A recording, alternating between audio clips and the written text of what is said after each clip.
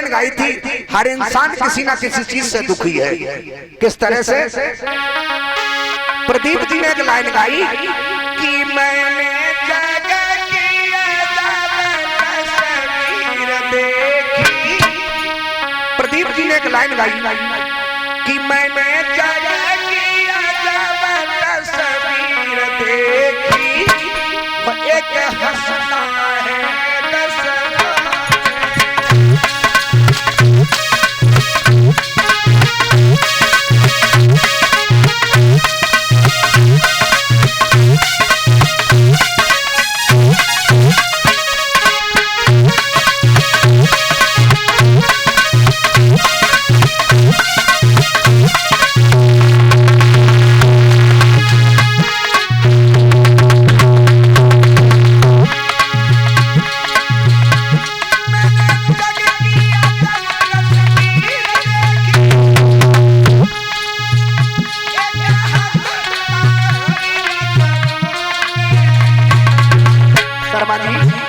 प्रभु की अद्भुत तारीफ देखी, कोई आते हैं रसदाते।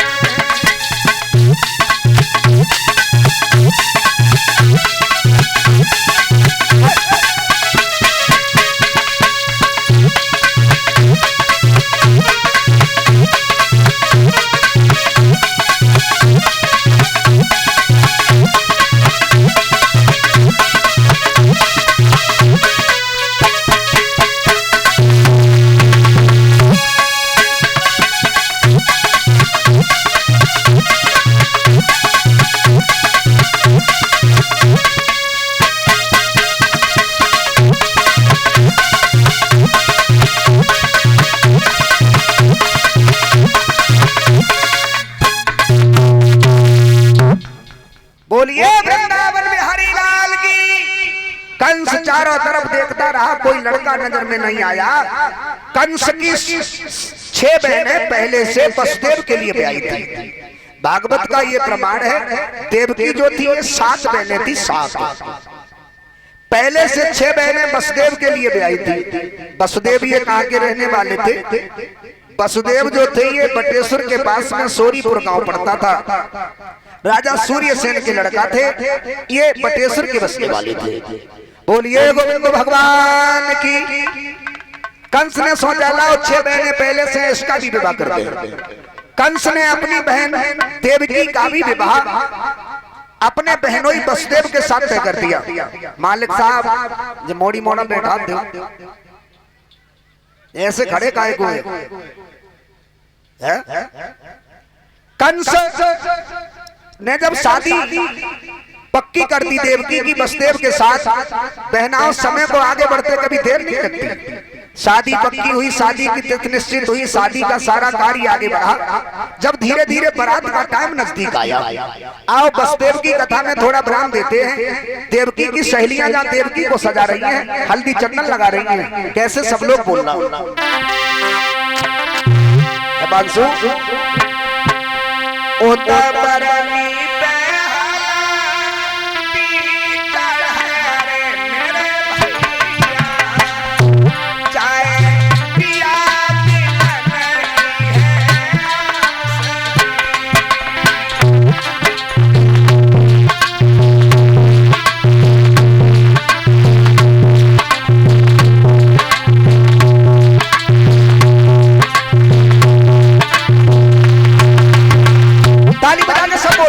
देवकी की शादी होने वाली है। देवकी की साथ की सहेलियां देवकी के हल्दी चंदन लगा रही हैं। अरे बहनों, ये न कोई वजीफा ना बटते जो पैसा निकालो घरे भाग जाओ, ताली बजाओ। जब मोहल्ला में नजरी ना पहुंची लगा कितना बड़ा की पहला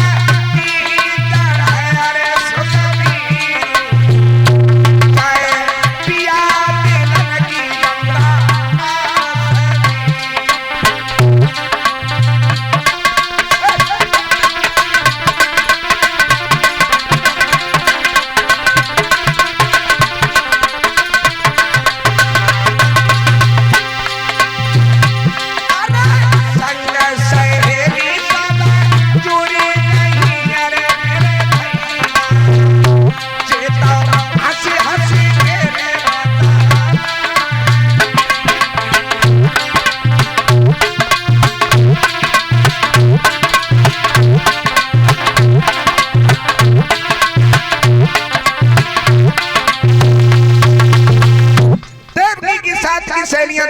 हल्दी चंदन लगा रही है कि शादी होने वाली है।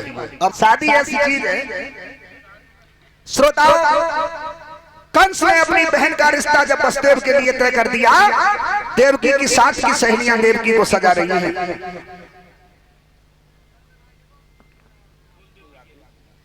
21 मुद्राएं धर्मेंद्र कुमार गौतम, ये सावेतपुर के बसने वाले हैं। भगवान लंबी आयु दे, सुख शांति प्रदान करे, खजाने से भंडार बढ़ा रहे। बोलिए गुरुदेव भगवान की। वसुदेव की कथा में देखते हैं, अब देवकी के कथा में थोड़ा विराम देते हैं। वसुदेव की शादी का वही दिन आया जिस दिन बारात जानी है। अब वसुदेव के घर से लला 7वीं बार बारात सजी, तो 6 तो शादी पहले कर लाए और फिर उस शादी को मना ही करते रहे। बारात सजी है वसुदेव की, कैसे चली शर्मा जी?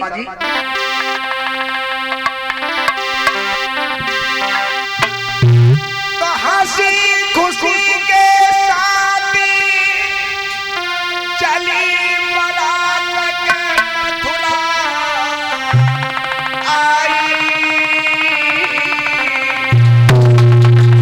उत्तर मंडल हो गणमाई रे देवकी भई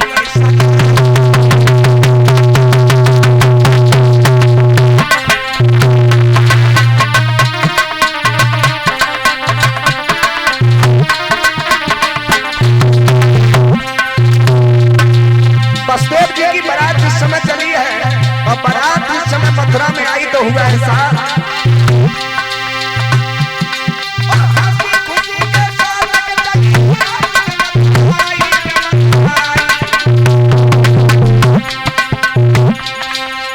मंडल हो गणमाई रे देवकी से भई सगाई।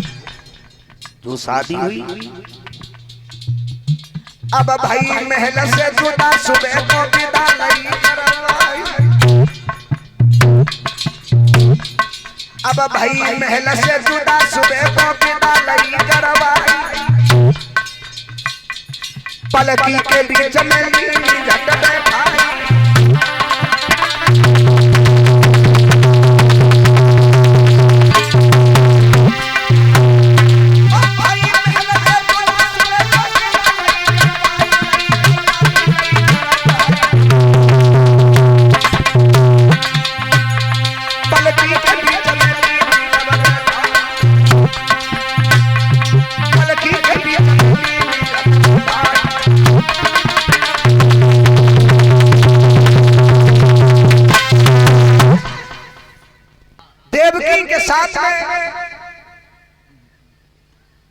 वसुदेव की शादी हुई और शादी हुई लगा और शादी ब्याह में औरतें तो घटी हुई जाती।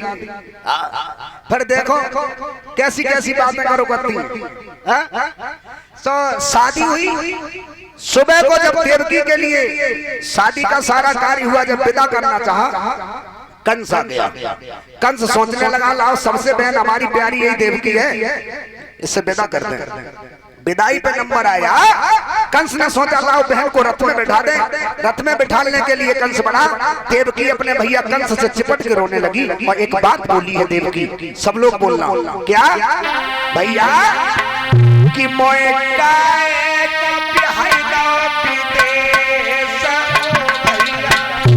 रोने लगी है देवकी। भक्तजनों, भारत हमें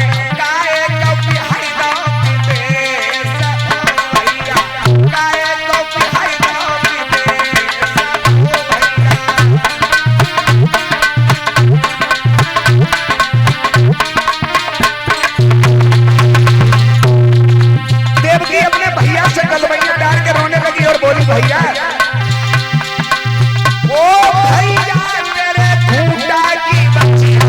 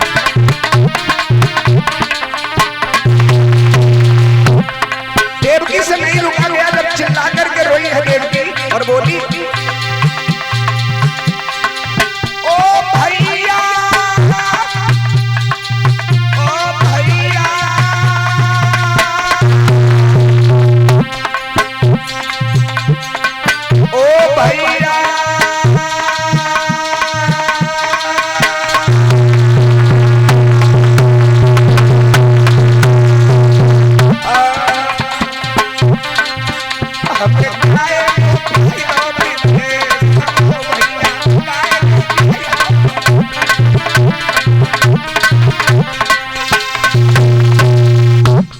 बहनोई बसदेव से कहा, एक बात सुनो बहनोई साहब, हमारी 6 बहनें पहले से, मैंने कुछ नहीं कहा, ये हमारी बहन सबसे प्यारी है, इससे कभी भूल में कुछ मत कहना, नहीं समझ लेना।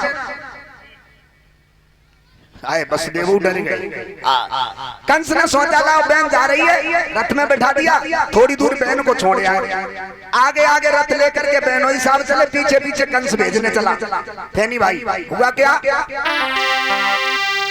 और रथ में देवकी जा रही है, अब पाछे से एक रसाला है, और ताके पीछे कंसराज बसदेव को मरता साला है।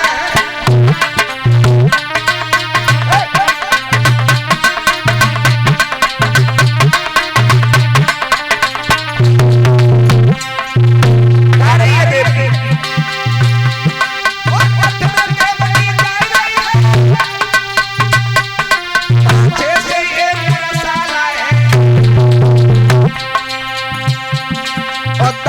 पीछे कंसराज बसदेव मरता साला है।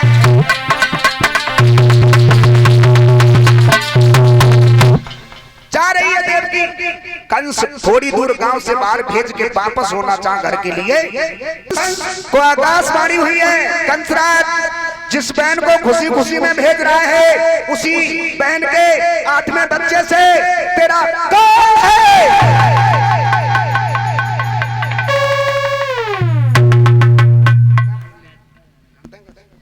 आकाशवाणी जो कंस ने सुनी कि बहन के 8वें बच्चे से काल है, कंस ने सोचा लाओ बहन को नहीं रखेंगे, मार देंगे तो काल कहां से आए। पहले तो विदा किया, आकाशवाणी सुनी बहन के 8वें बच्चे से काल है, कंस ने सोचा लाओ बहन को नहीं जाने देंगे, ससुराली से रास्ता नहीं मारते। कंस भागा, देवकी रथ में जा रही थी, कंस ने कुछ नहीं किया, एकदम से भागा, जाकर के बहन की चोटी को पकड़ लिया। आहा, हुआ ऐसा,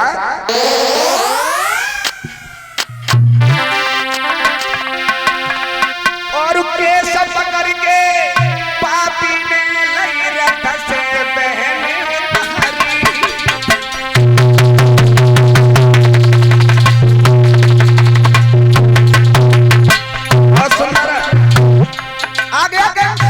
बहन जा रही थी, कंस रथ में भाग के चढ़ गया, चोटी पकड़ के बहन को उठाया, जमीन पे पटक दिया। हुआ ऐसा, ताली बजा दो सब।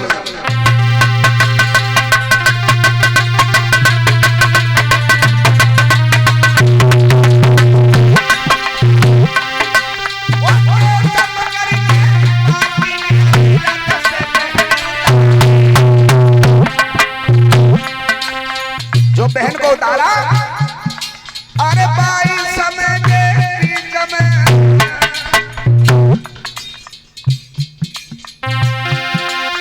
भाई समय के बीच में बसदेव गए भाई। बसदेव ने देखा, एक बात कही कंस, इसे मार तो रहा है, ये रिश्ता में तेरी कौन है। बसदेव बोले, कंस ऐसा कौन मार तेरी बहना, ताली बजाओ, कंस ऐसा कौन मार तेरी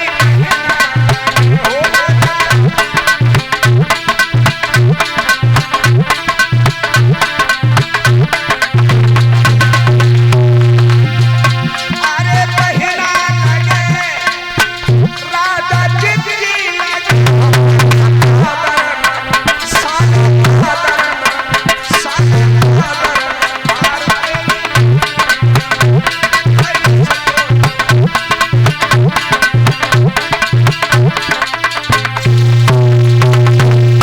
बसदेव कहने लगे इससे क्यों मार रहा है, ये तो तेरी बहन है। कंस बोला, पागल हो बहनोई साहब, बहन तो है, लेकिन अभी तुमने आकाशवाणी नहीं सुनी। बहनोई कहने लगे क्या था आकाशवाणी में। कंस बोला, आकाशवाणी साफ कह रही थी कि बहन के 8वें बच्चे से मेरा काल है। बहनोई साहब, मैं मरना नहीं चाहता हूँ, मौत से बहुत डर लगता है। ताली बजाना सब लोग। बसदेव कहने लगे, साले साहब साले साहब इस बहन को मत मारो, बहन के बच्चों से काल है, हम तुमसे यमुना मैया की सौगंध खा रहे हैं, तुम्हारी बहन के गर्भ से जितने बालक होंगे प्रत्येक बालक ला करके हम तुम्हें देते रहेंगे और तुम मार देना। कंस हंसने लगा। राम करे हमारे जैसे बहनों ही, अरे हमारे बहनों की कितनी अच्छी आदत है, जान ली के बच्चों से साले का काल है तो बच्चों की चिंता नहीं कर रहा, हमें बहुत मानते हैं बहनों साहब, तुम बहन को ले जाओ। ताली बजा दो सब लोग। वसुदेव कंस के कहने पर लेकर के चल दिए देवकी को।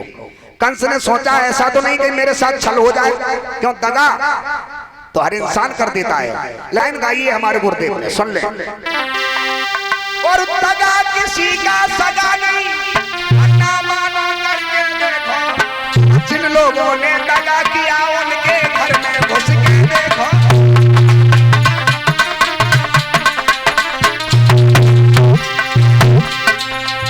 जिसने जिससे दगा करी लगा बाको ठिकानों का उना लगो फैनी भैया।